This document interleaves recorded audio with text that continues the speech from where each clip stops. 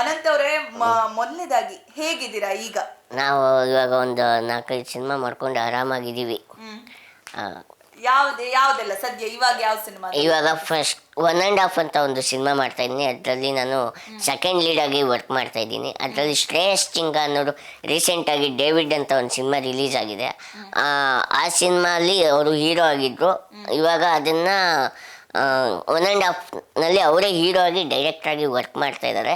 So ಅವರ ಜೊತೆ second ಲೀಡಾಗಿ ಆಗಿ ವರ್ಕ್ ಮಾಡ್ತಾ ಇದ್ದೀನಿ. ಓಕೆ, ನೀವು ಹುಟ್ಟಿದ್ದು ಮತ್ತೆ ನಿಮ್ಮ ಸ್ಕೂಲಿಂಗು ಎಲ್ಲ ಎಲ್ಲಿ ನಡೀತು ಅಂತ? ನಾನು ಹುಟ್ಟಿದ್ದು ಬೆಂಗಳೂರು. ಸ್ಕೂಲ್ ಬಂದು ಪ್ರೈಮರಿ ಸ್ಕೂಲ್ ಬಂದು ಅಶೋಕ ಶಿಶ್ವರ ಅಂತ ಚಾಮರಾಜಪೇಟೆಯಲ್ಲಿದೆ.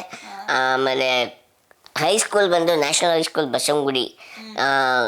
ನಾನು 7th ಎಚ್ ನರಸಿಂಹಯ್ಯ ಅವರು, ನಾನು ಡೆಂಟಲ್ ಕ್ಲಿನಿಕ್ ಹೋಗಿದ್ದೆ, ಹಲ್ಲಿನ ಸಮಸ್ಯೆ ಇತ್ತು. ಆವಾಗ ಡೆಂಟಲ್ ಕ್ಲಿನಿಕ್ ಹೋದಾಗ ಎಚ್ ನರಸಿಂಹಯ್ಯ ಅವ್ರು ಸಿಕ್ಕಿ, ನೀನು ನಮ್ಮ ಸ್ಕೂಲ್ಗೆ ಬಂದು ಸೇರ್ಕೊ, ನೀನು ಯಾವಾಗ ಬೇಕಾದ್ರೂ ಬಾ, ನನ್ನ ಸ್ಕೂಲ್ ನಿಮಗೋಸ್ಕರ ಯಾವಾಗಲೂ ನಿನಗೆ ಅಡ್ಮಿಷನ್ ಕೊಡ್ತೀನಿ ಅಂತ ಹೇಳಿದರು. ಸೊ ನಾನು ನ್ಯಾಷನಲ್ ಹೈಸ್ಕೂಲೇ ಸೇರಿದೆ.